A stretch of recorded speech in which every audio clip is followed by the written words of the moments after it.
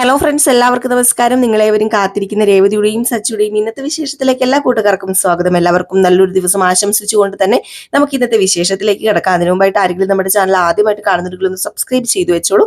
അതിനോടൊപ്പം മാക്സിമം എല്ലാവരും ഒരു ലൈക്ക് അടിച്ചിട്ട് വീഡിയോ കാണാൻ വേണ്ടി ശ്രദ്ധിക്കണേ. അപ്പൊ തുടങ്ങുമ്പോൾ തന്നെ കാണിക്കുന്നത് നമ്മുടെ ചന്ദ്രനെയും ശ്രുതിനെയാണ്. അങ്ങനെ ചന്ദ്ര പറയുകയാണ്, അതേ മോളെ, മരുമകളായിട്ടുണ്ടെങ്കിൽ ഇങ്ങനെ തന്നെ വേണം. ദേ, ഈ ആന്റിക്ക് ഇതുവരെ ആരും ഇങ്ങനെ പൈസ ഒന്നും തന്നിട്ടില്ല കേട്ടോ. മോളുണ്ടല്ലോ, ഇപ്പം ബ്യൂട്ടി പാർലറിൽ നിന്ന് കിട്ടുന്നതിന്റെ ഒരു ഭാഗം മാസാമാസം എനിക്ക് തരാൻ തീരുമാനിച്ചില്ലേ. ഇവിടെ ചെലവരുണ്ട്. എനിക്ക് എന്ത് പ്രയോജനമുള്ളത്? ഒരു പ്രയോജനവും ഇല്ല. കറ്റം വെട്ടി വലിച്ചങ്ങ് തിന്നും, അതല്ലാതെ വേറെ എന്ത് പ്രയോജനം? അപ്പൊ പെട്ടെന്ന് നമ്മുടെ സുധി അവിടെ നിപ്പുണ്ടായിരുന്നു. സുധി നോക്കുകയാണ്. അപ്പൊ സുധി നോക്കിയപ്പോ രേവതി അവിടെ നിപ്പുണ്ട്. അപ്പൊ എന്നെയല്ല പറഞ്ഞത് എന്ന് സുധിക്ക് മനസ്സിലായി. അപ്പോഴത്തേക്കും പെട്ടെന്ന് ശ്രുതി പറഞ്ഞു, അതെ അമ്മേ, ഞാൻ നല്ല ടയേർഡാ, ഞാനേ പോട്ടെ, ഞാൻ ഒന്ന് പോയി ഫ്രഷ് ആകട്ടെ എന്ന് പറഞ്ഞപ്പോഴത്തേക്കും ചന്ദ്ര രേവതിയോട് പറയാ, അതേ രേവതി, നീ നോക്കിക്കൊണ്ട് നിൽക്കാതെ പോയി ശ്രുതിക്കൊരു ജ്യൂസ് എടുത്തേ എന്ന് പറഞ്ഞു. നമ്മുടെ രേവതി എന്ത് ചെയ്യാനാ, നേരെ പോവുകയാണ് ജ്യൂസ് എടുക്കാനായിട്ട്. വേറെ ഒന്നും ചെയ്യാനില്ല. അപ്പോഴത്തേക്കുമാണ് നമ്മുടെ സുധി കയറി വന്നത്. സുധി കയറി വന്നിട്ട്, അമ്മേ അമ്മേ അമ്മേ, എനിക്ക് ഒരു കാര്യം പറയാനുണ്ടായിരുന്നു അമ്മേ. എന്ത് കാര്യം? എന്ത് കാര്യം നിനക്ക് പറയാനുണ്ടായിരുന്നത്? എന്തു പറ്റി നീ നേരത്തെ വന്നത്? ഇനി വല്ല ജോലിയൊന്നും കിട്ടിയില്ല. ഞാൻ നേരത്തെ ഇങ്ങ് പോന്നു. അവിടെ എത്ര നേരം എന്ന് പറഞ്ഞോണ്ടാ. ഒന്നതിപ്പം ഭയങ്കര ചൂടാ, വെയില, എന്ത് ചെയ്യാനാ, അതുകൊണ്ടാണ് ഞാൻ ഇങ്ങ് പോകുന്നത്. അതെ അമ്മേ, എനിക്ക് കുറച്ച് പൈസയുടെ ആവശ്യമുണ്ട് അമ്മേ എന്നൊക്കെ ഇങ്ങനെ പറയാണ്. അപ്പൊ ഇതിനു മുമ്പായിട്ട് തന്നെ നമ്മുടെ ചന്ദ്രയാണെങ്കിൽ ഈ പൈസ എവിടെ വെക്കണം എന്നറിയില്ല. ചന്ദ്രയ്ക്ക് 50ന്റെ കുറെ കെട്ടുകൊണ്ട് അത് ഈ കയ്യിൽ പിടിച്ചോണ്ട്, ഈ കുരങ്ങന്റെ കയ്യിൽ പൂവാല കിട്ടിയാലോ പിടിച്ചോണ്ട് ഇനി പതറി പതറി നടക്കാണ് കേട്ടോ. എവിടെ വെക്കാനാണ്? സ്വന്തമായിട്ട് അലമാരയില്ലല്ലോ, ഇപ്പൊ ഹോളിലല്ലേ കിടക്കുന്നത്. എങ്കിൽ പിന്നെ നമ്മുടെ ശ്രീകാന്തിന്റെ റൂമിലേക്ക് വെക്കാന്ന് പറഞ്ഞുകൊണ്ട് നേരെ ശ്രീകാന്തിന്റെ റൂമിലേക്ക് ചെല്ലുകയാണ്. അവിടെ കൊണ്ട് വെച്ചു. അവിടെ കൊണ്ട് വെച്ചപ്പോഴാണ് കേട്ടോ നമ്മുടെ ശ്രുതി പുറകെ വന്നിട്ട് ഈ വക കാര്യങ്ങളൊക്കെ പറയുന്നത്, എനിക്ക് പൈസ ഇല്ലെന്ന്. അപ്പൊ ചന്ദ്ര പറഞ്ഞു, എന്റെ കയ്യിൽ പൈസയൊന്നും ഇല്ല മോനെ, എന്റെ കയ്യിൽ എവിടെന്നാ മോനെ പൈസ, എന്റെ കയ്യിൽ പൈസ ഒന്നുമില്ല, നീ പൊക്കെ എന്ന് പറഞ്ഞപ്പോ, എന്താ അമ്മ ഇങ്ങനെ പറയല്ലേ, എനിക്ക് ഒത്തിരി ചെലവുകളൊക്കെ ഉണ്ടമ്മേ, ഇപ്പൊ എനിക്ക് പൈസ തികയുന്നില്ല. അതെന്താ നിനക്ക് ഇതിനു മാത്രം ചെലവുകള്? അതെ, നീയേ ജോലി ചെയ്യാനല്ലല്ലോ പോകുന്നത്, പാർക്കിൽ കറങ്ങി നടക്കാനല്ലേ പോകുന്നത്. അയ്യോ അമ്മ, പതുക്കെ പറ, ശ്രുതി കേക്കും. ശ്രുതി കേക്കും. ഒരു ദിവസം ശ്രുതി അറിഞ്ഞു കഴിഞ്ഞാലേ നിന്റെ അതോ ഗതി അന്ന് കൂട്ടിക്കൊണ്ടാ മതി. അത് നീ മനസ്സിൽ വിചാരിച്ചോ. അതെ, എന്റെ കയ്യിൽ പൈസ ഇല്ല അമ്മേ, വെറുതെ പറയരുത്. അമ്മയുടെ കയ്യിൽ പൈസയുണ്ട്. ഇപ്പം ശ്രുതി തന്ന പൈസ അമ്മ എന്താ ചെയ്തത്? അത് ശ്രീകാന്തിന്റെ റൂമിൽ കൊണ്ടുവച്ചില്ലേ. ഓഹോ, അപ്പൊ ഇതെല്ലാം കണ്ടിട്ടായിരുന്നു എന്റെ പൊന്നാരമോ നിന്നത്. അതെ, അത് പിന്നെ എനിക്കിപ്പം ഈ മാസം പെൻഷൻ പൈസ ഒന്നും കിട്ടിയില്ല അച്ഛന്റെ. അതുകൊണ്ട് നീ തന്നെയല്ലേ കഴിഞ്ഞ പ്രാവശ്യം അഡ്വാൻസ് കൊടുക്കാനാന്നും പറഞ്ഞുകൊണ്ട് എന്റെ കയ്യിൽ നിന്ന് പൈസ മേടിച്ചത്. ഞാനത് ഭാമയുടെ കയ്യിൽ നിന്ന് മേടിച്ചതാ. ആ പൈസയുടെ കുറച്ചെങ്കിലും കൊണ്ട് കൊടുക്കണം. അതുകൊണ്ട് എൻ്റെ കയ്യിൽ പൈസ ഇല്ല അമ്മേ. എന്താ അമ്മേ, അമ്മയല്ലാതെ എനിക്ക് വേറെ ആരും അമ്മയും പൈസ തരാനുള്ളത്? ദേ, എൻ്റെ പൊന്നാരമ്മയല്ലേ, ചക്കരയമ്മയല്ലേ എന്നൊക്കെ പറഞ്ഞ് ചെന്നങ്ങോട്ട് തോണ്ടുകയും പിറക്കുകയും ഒരു ഉമ്മ കൊടുക്കുകയൊക്കെ ചെയ്യുകയാണ്. ഇതൊക്കെ കണ്ടു കഴിഞ്ഞപ്പോഴത്തേക്കും നമ്മുടെ ചന്ദ്രയുടെ മനസ്സം കലിഞ്ഞു. ചന്ദ്ര പറഞ്ഞു, ഈ ചെറുക്കൻ്റെ ഒരു കാര്യം, ഈ ചെറുക്കൻ അല്ലെങ്കിലും നീ നാക്കും കൊണ്ടാണല്ലോ എന്നെ വീഴ്ത്തുന്നത്. എന്നാ നീ കൊണ്ടുപോയി എന്താണെന്ന് വെച്ചാൽ കാണിക്കുക എന്ന് പറഞ്ഞ് അതിൽ നിന്ന് കുറച്ച് പൈസ എടുത്തു കൊടുത്തപ്പോ, അയ്യോ അമ്മേ, ഇത് തികയില്ല അമ്മേ. ഇത് മതി, ഇത് തികയില്ല പോലും. ദേ, മര്യാദയ്ക്ക് ഒരു ജോലി കണ്ടുപിടിക്കാൻ നോക്കിക്കോ, അല്ലാതെ ഇതുപോലെ ഇങ്ങനെ വട്ടം ചുറ്റി കറങ്ങി നടക്കുന്നതേ, ഞാൻ പറഞ്ഞു ശ്രുതി അറിഞ്ഞു കഴിഞ്ഞിട്ടുണ്ടെ പ്രശ്നമാണെന്ന്. അതുകൊണ്ട് നീ എത്രയും പെട്ടെന്ന് ഒരു ജോലി കണ്ടുപിടിക്കാൻ ശ്രമിക്കുക, അല്ലാതെ കിടന്ന് വാട്ടം ചുറ്റി കറങ്ങി നടക്കാവന്. എന്നാ പിടി വീഴുന്നതെന്ന് അറിയത്തില്ല. സച്ചി അങ്ങാണോ അറിഞ്ഞാ ഉണ്ടല്ലോ, നിന്റെ അറ്റമൊക്കെ എത്തിയാന്ന് കൂട്ടിക്കൊണ്ടാ മതി എന്നൊക്കെ ഇങ്ങനെ പറഞ്ഞു കേട്ടോ. ഏതായാലും ഇത് കഴിഞ്ഞ് പിന്നെ കാണിക്കുന്ന സീൻ എന്ന് പറഞ്ഞാല് നമ്മുടെ രേവതിനെ സച്ചിനെയാണ്.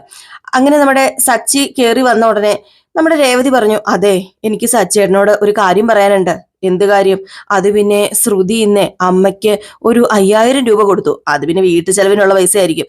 അതൊന്നുമല്ല, പോക്കറ്റ് മണിയാണെന്നാ പറഞ്ഞത്. മാസാമാസം ഇതുപോലെ കൊടുക്കും അത്രേ. പോക്കറ്റ് മണിയോ? എന്ത് പോക്കറ്റ് മണി? അതായത് പെട്ടെന്ന് ഇങ്ങനെ ഒരു കാശ് കൊടുക്കലൊക്കെ എന്തോ കള്ളത്തരം ഉണ്ടല്ലോ രേവതി. അത് പിന്നെ ബ്യൂട്ടി പാർലറിന് അമ്മയുടെ പേരല്ലേ ഇട്ടിരിക്കുന്നത്, അതുകൊണ്ട് വരുമാനത്തിൽ നിന്ന് ഒരു തുക കൊടുത്തതാന്നാ പറഞ്ഞത്. ബ്യൂട്ടി പാർലറിന് പേരിട്ടെന്ന് കരുതി ആരെങ്കിലും ലാഭവിഹിതം കൊടുക്കുവോ? അതിന്റെ ആവശ്യം എന്തായിരിക്കുന്നത്? ഇത് ശരിയല്ല. മാത്രമല്ല, ബ്യൂട്ടി പാർലർ തുടങ്ങിയിട്ട് മാസം എത്രയായി? ഇതുവരെ പൈസ ഒന്നും കൊടുത്തിട്ടില്ലല്ലോ. പിന്നെ ഇപ്പൊ പെട്ടെന്ന് ഇങ്ങനെ പൈസ കൊടുത്തിട്ടുണ്ടെങ്കിൽ അതിന്റെ പിന്നിൽ എന്തോ ഉണ്ടല്ലോ രേവതി, എന്തോ കള്ളക്കളി ഉണ്ട്. ഇതാ ഞാൻ പറഞ്ഞത്. ഇത് ശരിയല്ല, എന്തോ കള്ളക്കളി ഉണ്ട്. പാർലറേട്ടത്തി ആളത്രയ്ക്ക് ശരിയൊന്നുമല്ല. അവൾ എന്തൊക്കെയോ മറച്ചു വെക്കുന്നതായിട്ടേ എനിക്ക് തോന്നിയിട്ടുണ്ട്. മനസ്സ് നിറയെ കള്ളത്തരം അവളുടെ. അത് വേറൊന്നും കൊണ്ടും അല്ല. അവള് മലേഷ്യയിലാ വളർന്നത്, അവളുടെ അച്ഛന് അവിടുത്തെ വലിയ കോടീശ്വരനാ എന്നൊക്കെ വലിയ വലിയ കഥകൾ അവള് പറയുന്നുണ്ടല്ലോ. പക്ഷെ ഇതുവരെ അവളുടെ അച്ഛനെ നമ്മൾ ആരെങ്കിലും കണ്ടിട്ടുണ്ടോ? ഒരിക്കലും കണ്ടിട്ടില്ല. മകളെ കാണാനായിട്ട് അവൾ ഇങ്ങോട്ട് വന്നിട്ടുമില്ല. അത് പിന്നെ ശ്രുതിയും അവളുടെ അച്ഛനും പിണക്കത്തിലല്ലേ. അതുകൊണ്ടായിരിക്കും അവളെ കാണാൻ വരാത്തത്. അച്ഛനല്ലേ രേവതി, എത്ര പിണക്കമാണെങ്കിലും അങ്ങനെ കാണാനൊക്കെ വരില്ലേ. കല്യാണം കഴിഞ്ഞിട്ട് ഇത്രയും മാസമായല്ലേ, അയാൾ വരേണ്ടതല്ലായിരുന്നോ? ഉം ഇതങ്ങ് വിശ്വസിക്കാൻ പറ്റുന്നില്ല. വർഷയാണെങ്കിൽ ഓടിപ്പോയി കല്യാണം കഴിച്ചിട്ട് അവളുടെ അച്ഛനും അമ്മയും പിണങ്ങിയിട്ട് അത് എത്ര ദിവസം നീണ്ടു നിന്നു? അവളുടെ അച്ഛനും അമ്മയും വന്നില്ലേ, കണ്ടില്ലേ, അവളുടെ അമ്മ പിണക്കവും മാറ്റി. എന്നിട്ട് 50 പവന്റെ സ്വർണവും കൊണ്ടു കൊടുത്തു. അച്ഛനമ്മമാർക്ക് മക്കളോട് അധികം നാളൊന്നും പിണങ്ങി നിൽക്കാൻ പറ്റില്ല രേവതി. ഇതൊക്കെ അങ്ങനെയാ. നീ ശ്രദ്ധിച്ചായിരുന്നോ? അവളുടെ അച്ഛനെ കുറിച്ച് പറയുമ്പോൾ അവൾ ഇങ്ങനെ ഒഴിഞ്ഞൊഴിഞ്ഞു മാറുന്നത്, വിഷയം മാറ്റുന്നത്, ഇതൊക്കെ ഞാൻ ശ്രദ്ധിക്കുന്നുണ്ട്. വേറെ മറ്റാരും ശ്രദ്ധിച്ചില്ലെങ്കിലും അച്ഛനായിട്ട് പിണക്കമാന്ന് പറഞ്ഞു. എന്നിട്ട് അച്ഛന് അയച്ച പണം കൊണ്ട് ആധാരമൊക്കെ തിരിച്ചെടുത്തെന്ന് പറയുന്നു. പിണക്കത്തിലാണെങ്കിൽ അവളുടെ അച്ഛൻ കാശ് അയച്ചു കൊടുക്കുവോ? ഇത് എത്രയ്ക്ക് വിശ്വസിക്കാൻ പറ്റുന്നില്ല. ശരിയാട്ടോ സച്ചേട്ടൻ പറഞ്ഞത്, ശരിയാ, എനിക്ക് തോന്നുന്നുണ്ട്. ഇന്നേ വരെ അവളുടെ അച്ഛൻ ഇവിടെ ആരെ വിളിച്ചിട്ടില്ല. നമ്മുടെ അച്ഛനെ അമ്മേനെങ്കിലും വിളിക്കേണ്ടതല്ലേ, അവരെ വിളിച്ചിട്ടുണ്ടോ? വേണ്ട, പോട്ടെ. ചന്ദ്രമതിനെ വിളിക്കേണ്ടതല്ലേ, ചന്ദ്രമതിനെ പോലും വിളിച്ചിട്ടില്ല. എന്തൊക്കെയോ ഉണ്ട്. ശ്രുതി ഒരു കേടിയാണെന്ന കാര്യത്തില് ഒരു സംശയമില്ല. അമ്മയുണ്ടല്ലോ മലേഷ്യയിൽ നിന്ന് സ്വത്ത് വരും, ആന വരും, ചേന വരും, കുതിര വരും എന്നൊക്കെ പറഞ്ഞുകൊണ്ടിരിക്കുക. ഇത് വെറുതെയാന്നാ എനിക്ക് തോന്നുന്നത്. ശ്രുതി എന്തൊക്കെയോ മറച്ചു വെക്കുന്ന കാര്യത്തില് ഒരു സംശയമില്ല രേവതി, ഒരു സംശയമില്ല. എന്താണെങ്കിലും ഈ മലേഷ്യ കഥയ്ക്ക് അടുത്ത് തന്നെ ഒരു അവസാനം ഉണ്ടാവുമല്ലോ. ഏതായാലും നമുക്ക് കാത്തിരുന്ന് തന്നെ കാണാം. അതുപോലെ പെട്ടെന്ന് ഈ 5000 രൂപ കൊടുത്തതിന്റെ പിന്നിലും എന്തോ ഒരു ലക്ഷ്യമുണ്ട്. അതും വെളിയിൽ വരും. നമുക്ക് കാണാം, നമുക്ക് കാത്തിരിക്കാം.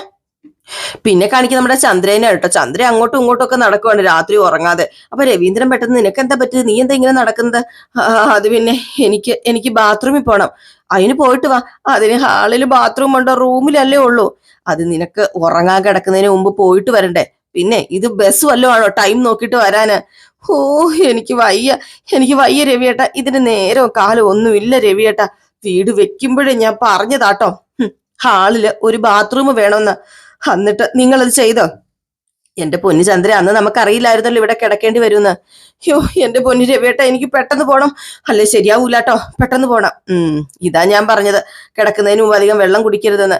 എന്റെ പൊന്നു രവിയേട്ട, നിങ്ങളുടെ ഉപദേശം കേൾക്കാൻ എനിക്ക് സമയമില്ല, എനിക്ക് പിടിച്ചു നിൽക്കാൻ പറ്റുന്നില്ലെന്ന് ഞാൻ പറഞ്ഞില്ലേ. എനിക്ക് പോണം, എനിക്ക് ഇപ്പൊ തന്നെ പോണം. എങ്കിൽ പിന്നെ നീ നീ ശ്രീകാന്തിന്റെ മുറി ചെന്ന് കൊട്ട് എന്നിങ്ങനെ പറയാണ്. അങ്ങനെ നമ്മുടെ ചന്ദ്ര പോയി ശ്രീകാന്തിന്റെ റൂമിൽ ചെന്ന് ഇങ്ങനെ കൊട്ടുകയാണ് കേട്ടാ. കൊട്ടിയിട്ട് വല്ല പ്രയോജനമുണ്ടോ? ഒരു പ്രയോജനമില്ല.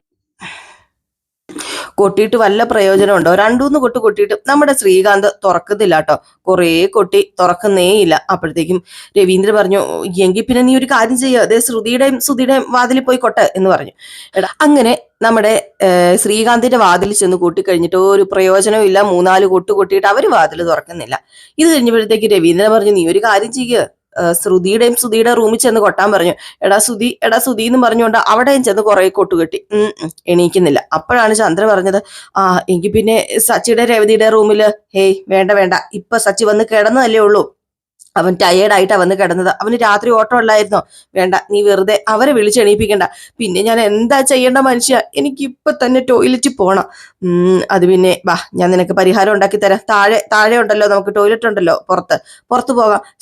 എന്താ രവിയേട്ടാ, പുറത്ത് ടോയ്ലറ്റ് മുഴുവൻ അഴുക്കായിട്ട് കിടക്കുക, അതൊക്കെ ക്ലീൻ ചെയ്യേണ്ടി. ഇനി അതൊക്കെ ഞാൻ എന്താന്ന് വെച്ചാൽ ചെയ്തോളാം, നിന്നോട് വരാനല്ലേ പറഞ്ഞത് എന്ന് പറഞ്ഞ് നമ്മുടെ ചന്ദ്രനെ കൂട്ടിക്കൊണ്ടുപോയി. ഏതായാലും ചന്ദ്രമൂത്രമൊക്കെ ഒഴിച്ചു കഴിഞ്ഞപ്പോഴാണ് ചന്ദ്രയ്ക്ക് സമാധാനമായത്. ഏതായാലും ചന്ദ്ര കയറി വന്ന ഉടനെ പറഞ്ഞു, എന്റെ ഈശ്വര, എന്തൊരു കഷ്ടകാലമായത്. രവിയേട്ടനോട് ഞാൻ പറഞ്ഞില്ലേ, ഇങ്ങനെ പോയാൽ ശരിയാവത്തില്ല. 3 മക്കള് നമ്മുടെ അടുത്ത് നിൽക്കണമെന്ന് പറഞ്ഞാൽ അത് നടക്കില്ല. ഇത് കണ്ടില്ല ഇപ്പൊ തന്നെ എന്റെ അവസ്ഥ. അതുകൊണ്ട് ഒരു കാര്യം ചെയ്യാം. ഞാൻ പറഞ്ഞില്ലായിരുന്നോ നേരത്തെ ഒരു കാര്യം? രവിയേട്ടനോട് ഞാൻ പറഞ്ഞില്ലേ, അപ്പൊ രവിയേട്ടനെ ആലോചിക്കാതെ പറഞ്ഞില്ലേ സച്ചിയുടെ രേവതിയുടെ കാര്യം? ആ കാര്യത്തിന് ഒരു തീരുമാനം ഉണ്ടാക്കിയോ? ചന്ദ്രേ, ആ കാര്യത്തിന് ഞാൻ നല്ലൊരു തീരുമാനം ഉണ്ടാക്കിയിട്ടുണ്ട്. എങ്കിൽ പറ, അവരെ പറഞ്ഞയക്കാൻ തീരുമാനിച്ചോ? അവരെ പറഞ്ഞയക്കാം. എടി ചന്ദ്രേ, നമ്മളല്ലേ സത്യം പറഞ്ഞ ഇപ്പൊ ഇവിടുത്തെ അധികപ്പറ്റ്, നമ്മക്കല്ലേ റൂമില്ലാത്തത്. അപ്പൊ ആരാ വെളിയിൽ പോകേണ്ടത്? നമ്മളല്ലേ. ഏതായാലും നമുക്ക് എന്നാ വാടകയ്ക്ക് വല്ല വീടും എടുത്ത് പോകാം.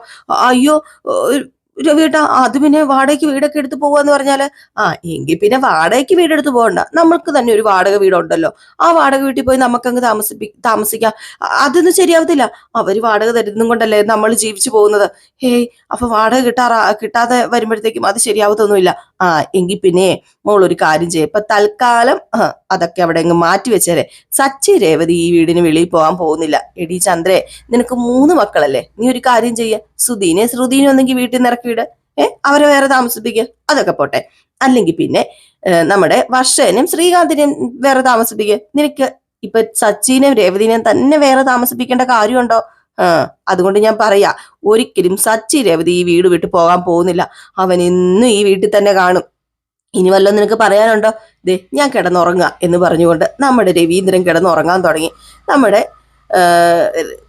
ചന്ദ്രമതിയുടെ പ്ലാൻ ഒന്നും നടന്നുമില്ല കേട്ടോ. ഇത് കഴിഞ്ഞ് പിന്നെ നേരെ പരപരാ വെളുത്തിട്ട് നമ്മുടെ ഭാമയുടെ അടുത്തേക്ക് ചെല്ലുകയാണ് കേട്ടോ ചന്ദ്ര. ഏതായാലും ചന്ദ്ര ഭാമയുടെ അടുത്താണ് കേട്ടോ ആശ്വാസം കിട്ടാൻ വേണ്ടി ചെല്ലുന്നത്. അങ്ങനെ നമ്മുടെ ഭാമ ചോദിക്കുകയാണ്, അതെ മാസം നിനക്കപ്പൊ ശ്രുതി 5000 രൂപ തരുമോ?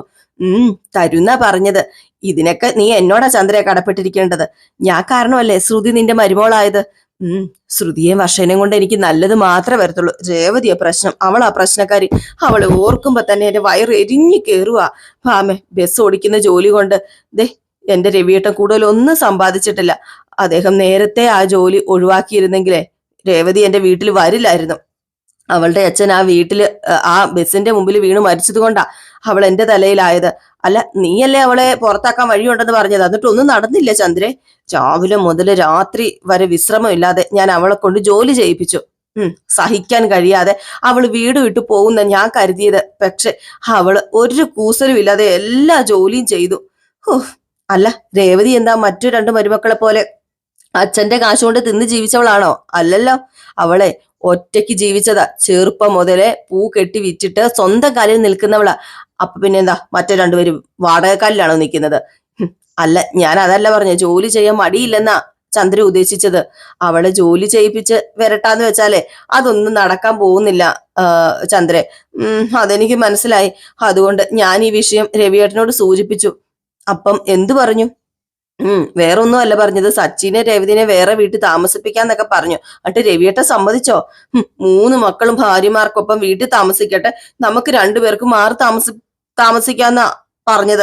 നാട്ടിലെ അമ്മയുടെ അടുത്ത് പോയി നിൽക്കാന്നും അതിന്റെ കൂടെ പറഞ്ഞു. നീ എന്താ ചിരിക്കുന്നത്? അല്ല, ഞാൻ തമാശ വല്ലതും പറഞ്ഞോ? ഞാൻ സീരിയസ് ആയിട്ടല്ലേ പറഞ്ഞത്. അല്ല, രവിയേട്ടൻ ഇങ്ങനെയൊക്കെ പറയുള്ളൂ എന്ന് എനിക്കറിയാം. കാരണമുണ്ട്. രവിയേട്ടന് ഏറ്റവും കൂടുതൽ ഇഷ്ടം ആർക്കാ? രവിയേട്ടനല്ലേ. അപ്പൊ പിന്നെ വീട്ടിൽ നിന്ന് മാറി താമസിപ്പിക്കാൻ വേണ്ടി വിടുവോ? 3 മക്കളിലും ഏറ്റവും കൂടുതൽ ഇഷ്ടം സച്ചിയോട് തന്നെയാ. സച്ചി രേവതി തീരുമാനിച്ച് വീട് വിട്ട് ഇറങ്ങിപ്പോയാലേ പറഞ്ഞ് പ്രശ്നമില്ലല്ലോ ഭാവേ. രവിയേട്ടന് അത് തടുക്കാൻ പറ്റില്ലല്ലോ. അവന്റെ അച്ഛനെ വിട്ടിട്ട് അവൻ എവിടേക്കും പോവില്ല ചന്ദ്രേ. അങ്ങനെ പോകുന്നു നീ വിചാരിക്കണ്ട. പോകുന്ന് പറഞ്ഞ പോകും. എവിടെ അടിച്ചല്ല സച്ചിക്ക് വേദനിക്കാന്ന് എനിക്ക് നന്നായിട്ട് അറിയാം. ഞാൻ അവിടത്തിനിട്ട് തന്നെ അടിക്കും. അപ്പൊ പിന്നെ പൊക്കോളൂ. അടുത്ത് തന്നെ അവര് 2 പേരും വീട് വിട്ടു പോകുന്നത് നീ കണ്ടോ? എന്നോട് കളിച്ചിട്ടുണ്ടെങ്കിൽ വിവരം അറിയുന്നു, മനസ്സിലാക്കും ഭാമേ എന്നിങ്ങനെ പറയുകയാണ് കേട്ടോ. ഏതായാലും ഈ ഒരു ഭാഗം കാണിച്ചിട്ടാണ് ഇന്നത്തെ വിശേഷം അവസാനിക്കുന്നത്. സോറി, ഒരു ഭാഗം കൂടെ ഉണ്ട് കേട്ടോ. നമ്മുടെ രേവതി ഇങ്ങനെ വെജിറ്റബിൾസ് ഒക്കെ കട്ട് ചെയ്യാണ് കേട്ടോ വീട്ടിനകത്ത് നിന്ന്, അതായത് കിച്ചണിനകത്ത് നിന്ന്. അപ്പോഴത്തേക്കും നമ്മുടെ ചന്ദ്ര പറഞ്ഞു, അതെ നീ സാധനങ്ങളൊക്കെ ഉണ്ടാക്കിയോ? പിന്നെ വർഷയ്ക്ക് പുതിന ചട്നി ഇഷ്ടമെന്ന് പറഞ്ഞില്ല, അതുണ്ടാക്കിയോ? നീ സാമ്പാർ ഉണ്ടാക്കിയോ? നീ ദോശ ഉണ്ടാക്കിയോ? അതെ അമ്മേ. ഇതെന്താ അമ്മേ? ഇത് കയ്യ്. അപ്പൊ ഇതെന്താ അമ്മേ? ഇത് കൈ. ഇത് കാലല്ല കൈയാണെന്ന് എനിക്കറിയാം. നീ എന്തിനാ ഇപ്പൊ എന്നോട് ഇങ്ങനെയൊക്കെ ചോദിക്കുന്നത്? അപ്പം നിങ്ങൾക്കറിയാലോ എനിക്ക് 2 കൈ ഉള്ളെന്ന്. എന്നിട്ടാണോ അത് വേണം ഇത് വേണം പെട്ടെന്ന് എടുക്കുന്നൊക്കെ പറയുന്നത്? ഈ 2 കൈ വെച്ച് എനിക്ക് ചെയ്യാൻ പറ്റുന്ന പണിയൊക്കെ ഞാൻ ചെയ്യുന്നുണ്ട്. നീ എന്താ കളിയാക്കുകയാണോ? ഈയിടെയായിട്ട് എന്നെ എതിർത്ത് സംസാരിക്കുന്നത് കുറച്ച് കൂടുന്നുണ്ട്. എനിക്ക് ദേഷ്യം വന്നോണ്ടല്ലോ ഞാൻ സംഹാര താണ്ഡവം ആടും ഇവിടെ. അമ്മയ്ക്ക് ഇനിയിപ്പം സംഹാര താണ്ഡവം ആടണമെങ്കിൽ അപ്പുറത്ത് പോയി താണ്ഡവം ആട്. ഞാനിതൊക്കെ ഒന്ന് ഉണ്ടാക്കിക്കോട്ടെ, നിനക്കുള്ളത് ഞാൻ പിന്നെ തരാടി. അവള് തറുതല പറഞ്ഞ് പഠിക്കുക അവള് എന്നും പറഞ്ഞുകൊണ്ട് നമ്മുടെ ചന്ദ്ര അവിടെ നിന്ന് ഇറങ്ങി പോവാണ് കേട്ടോ. വീണ്ടും നമ്മുടെ രേവതി അടുക്കളയിൽ കിടന്ന് ഭയങ്കര ജോലി എടുക്കുന്നു. അപ്പോഴാണ് പെട്ടെന്ന് ശ്രുതി ഇറങ്ങി വരുന്നത്. എന്നിട്ട് പറഞ്ഞു, ആന്റി എനിക്ക് പെട്ടെന്ന് പോണം. ഫുഡ് റെഡിയായോ ആന്റി? ഫുഡ് റെഡിയാ. രേവതി ശ്രുതിക്ക് കഴിക്കാൻ എടുത്തേ. മോള് ബാ മോളിരിക്കെ എന്ന് പറഞ്ഞുകൊണ്ട് നമ്മുടെ ശ്രുതിനെ അവിടെ പിടിച്ചിരുത്തിയിട്ടോ. എന്നിട്ട് രേവതി പെട്ടെന്ന് ഇങ്ങോട്ട് കൊണ്ടുപോവാ, കുറെ നേരമായല്ലോ എന്ന് പറഞ്ഞു. അങ്ങനെ നമ്മുടെ രേവതി ഇങ്ങനെ ഫുഡ് കൊണ്ടുവരികയാണ്. അപ്പോഴത്തേക്കും ശ്രുതി ചോദിച്ചു, ഇന്നെന്താ ബ്രേക്ക്ഫാസ്റ്റ്? ഇന്ന് ഇഡലിയും സാമ്പാറും ചട്നി. ഇന്ന് എനിക്ക് ഇഡലി വേണ്ട, എനിക്ക് ദോശ മതി. രേവതി, എനിക്ക് ഒരു കാര്യം ചെയ്യോ, ദോശ ചുട്ടോണ്ട് പോവാ. നിനക്കും കൂടെ ചേർത്താ ഇഡലി ഉണ്ടാക്കിയത്. എനിക്കിത് വേണ്ടെന്ന് പറഞ്ഞില്ലേ, നീ എനിക്ക് 2 ദോശ ചുട്ട് തന്നാ മതി. അതിന് ദോശ ചുടാനിപ്പം അപ്പൊ ചന്ദ്ര പറഞ്ഞു, ഒഴിവ് കഴിവുകളൊന്നും പറയണ്ട, ശ്രുതിക്ക് ഇഡലി വേണ്ടെന്ന് പറഞ്ഞില്ലേ, നീ പോയി ദോശ ചുട്ടോണ്ട് വാ. ശ്രുതിക്ക് പെട്ടെന്ന് ബ്യൂട്ടി പാർലറിൽ പോണം എന്നിങ്ങനെ പറയാ. ഇതെല്ലാം കേട്ടുകൊണ്ട് നമ്മുടെ സച്ചി നിൽക്കുകയാണ് കേട്ടോ. ഏതായാലും സച്ചി പ്രതികരിക്കോ ഇല്ലയോ എന്ന് നമുക്ക് നാളെ കാണാം കേട്ടോ. അപ്പൊ ഈ ഒരു ഭാഗം കാണിച്ചിട്ടാണ് ഇന്നത്തെ വിശേഷം അവസാനിക്കുന്നത്. അപ്പൊ എല്ലാവരും കാത്തിരിക്കുക അടുത്ത വിശേഷമായിട്ട് വരുന്നവരെ. Tata, bye bye.